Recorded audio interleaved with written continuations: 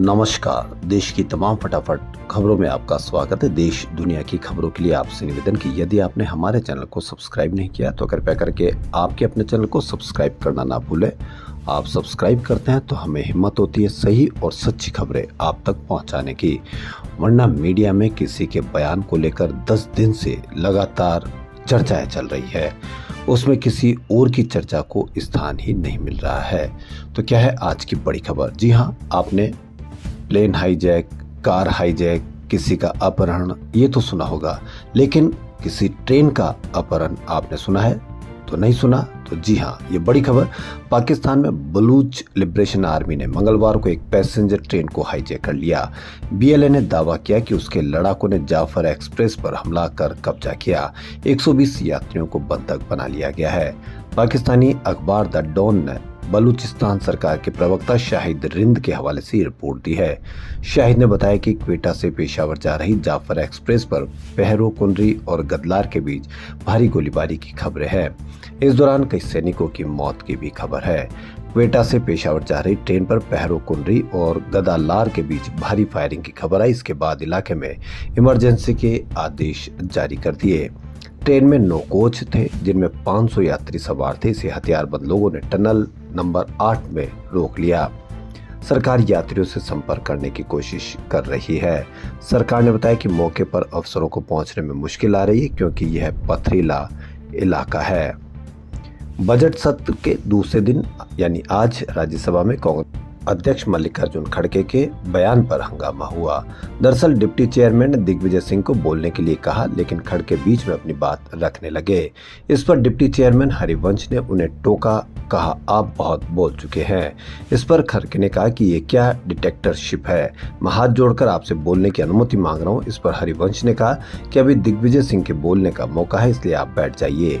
इसके बाद खड़गे ने कहा कि वो तो बोलेंगे ही, लेकिन आपको क्या क्या ठोकना है हम ठीक से ठोकेंगे, सरकार को भी ठोकेंगे। जब हरिवंश ने खड़गे के बयान पर आपत्ति जताई तो उन्होंने कहा कि हम सरकार की नीतियों को ठोकने की बात कर रहे हैं। मैंने ठोको शब्द का इस्तेमाल सरकार की नीतियों के लिए किया है, मैं सरकार से माफी नहीं मांगूंगा। नेशनल एजुकेशन पॉलिसी और ट्रायल लैंग्वेज को लेकर संसद के बाहर विपक्ष के सांसदों ने प्रदर्शन किया। डीएम के सांसद कनिमोझी और अन्य सांसद काले कपड़े पहनकर तमिलनाडु पर धर्मेंद्र प्रधान की टिप्पणी का विरोध किया। उन्होंने प्रधान से माफी मांगने को कहा। डीएम के सांसद कनिमोझी ने कहा कि केंद्र सरकार तमिलनाडु को मिलने वाले पैसे को रोक रही है, कह रही है कि हमें 3 भाषा नीति और एनईपी पर हस्ताक्षर करना है। वह तमिलनाडु के बच्चों का भविष्य बर्बाद कर रहे हैं। उन्हें तमिलनाडु के बच्चों के लिए मिलने वाले फंड को रोकने का कोई अधिकार नहीं है। कल धर्मेंद्र प्रधान ने बहुत ही अपमानजनक तरीके से जवाब दिया, कहा कि हम बेईमान हैं और तमिलनाडु के लोग असभ्य हैं। हम उनसे ऐसी भाषा बोलने की उम्मीद नहीं करते, यह पूरी तरह से अलोकतांत्रिक है, माफी की मांग करते हैं। फिल्म स्टार आमिर खान ने अर्जुन अवार्डी कृपाशंकर पटेल को देखते हुए उनके पैर छुए। इंदौर के रहने वाले पटेल ने उन्हें रोका पर वे नहीं माने, फिर गले लगकर कहा कि आपसे मिलता हूं तो मुझे एनर्जी मिलती है।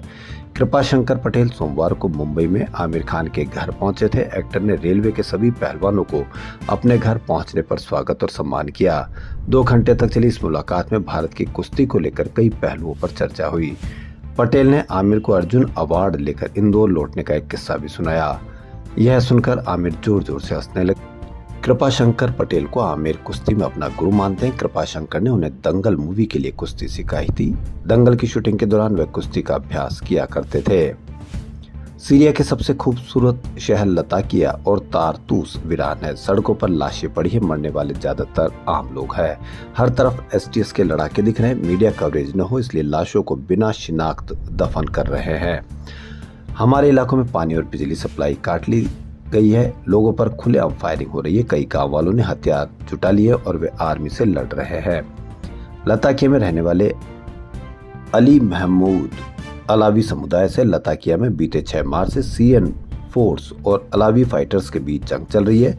लोगों को गोली मारने के वीडियो वायरल हो रहे हैं। Syrian observatory for human rights के अनुसार अब तक 1000 से अधिक लोग मारे जा चुके हैं। सीरिया पर 53 साल राज करने वाले असद परिवार लताकिया के अल करदाहा गांव से ही था। तख्ता पलट के बाद देश छोड़कर भागे राष्ट्रपति बशर अल असद अलावी समुदाय से और उनके राज्य में लताकिया अलावियों का सबसे मजबूत गढ़ था। दुनिया को 20 सबसे प्रदूषित शहरों में 13 भारत के हैं। मेघालय का बर्निहाट शीर्ष पर है। वहीं दिल्ली सबसे प्रदूषित कैपिटल की कैटेगरी में टॉप पर है। Swiss air quality technology company IQ air की 2024 की रिपोर्ट में जानकारी सामने आई है। रिपोर्ट में भारत को दुनिया के सबसे प्रदूषित देशों में 5वां स्थान दिया गया है। 2023 में हम तीसरे स्थान पर थे, यानी पहले से 2 स्थान हम नीचे आए हैं। लेकिन मीडिया में आपको खबर उसके बयान की मिलेगी जिससे पूरे देश का माहौल क्या हो, अच्छा हो, बुरा हो, यह आप नतीजा निकालिए। लेकिन दुनिया के 10 सबसे प्रदूषित शहरों में से 6 भारत के हैं। दिल्ली में लगातार प्रदूषण का लेवल हाई दर्ज किया गया। हरियाणा के सोनीपत जिले से हैरान कर देने वाली खबर सामने आई। सोनीपत में एक विधवा महिला को कुछ लड़कों ने अपनी कार से टक्कर मार दी। टक्कर की वजह से महिला कार के बोनट पर गिर गई। इसके बाद युवकों ने अपनी कार की रफ्तार बढ़ा दी। महिला बोनट पर लटकी रही और वह 1 किलोमीटर तक कार को दौड़ाते रहे। जब कार की रफ्तार कम हुई तो महिला ने किसी तरह से कूदकर अपनी जान बचाई। महिला ने आरोप लगाया कि युवकों ने उसके बेटे की भी पिटाई की है। फिलहाल पुलिस इस पूरे मामले की जांच में जुटी हुई है। यह घटना सोनीपत सेक्टर 15 की बताई जा रही है। पूजा नाम की पीड़ित महिला ने पुलिस में शिकायत दर्ज कराई है। लोकसभा में नेता प्रतिपक्ष और कांग्रेस सांसद राहुल गांधी और प्रियंका गांधी ने लोकसभा अध्यक्ष ओम बिरला से मुलाकात की। कांग्रेस सांसद राहुल गांधी ने लोकसभा में कहा था कि सदन में वोटर लिस्ट के मुद्दे पर चर्चा होनी चाहिए। उन्होंने कहा कि हर राज्य में मतदाता सूची पर सवाल उठ रहे हैं। पूरा विपक्ष बस यही कह रहा है कि मतदाता सूची पर चर्चा होनी चाहिए। कांग्रेस सांसद प्रियंका गांधी ने वोटर लिस्ट विवाद को लेकर सोशल मीडिया प्लेटफॉर्म X पर पोस्ट किया। उन्होंने पोस्ट करते हुए लिखा कि सरकार को इस मुद्दे पर संसद में चर्चा की अनुमति देनी चाहिए। उन्होंने कहा कि वोटर लिस्ट में धांधली की खबरें केवल चुनाव से पहले ही सामने आती है और ये लोकतंत्र के लिए बहुत खतरनाक है। कांग्रेस सांसद प्रियंका गांधी ने कहा कि संसद में पूरा विपक्ष यानी मतदाता सूची में चर्चा चाहता है। ये चर्चा लोकतंत्र और संविधान की रक्षा के लिए बहुत जरूरी है। सरकार को अपनी जिद छोड़नी चाहिए और इस पर चर्चा को होने देना चाहिए। उन्होंने कांग्रेस नेता राहुल गांधी द्वारा लोकसभा में की गई मांग को भी साझा किया है कि मतदाता सूची के मुद्दे पर चर्चा होनी चाहिए।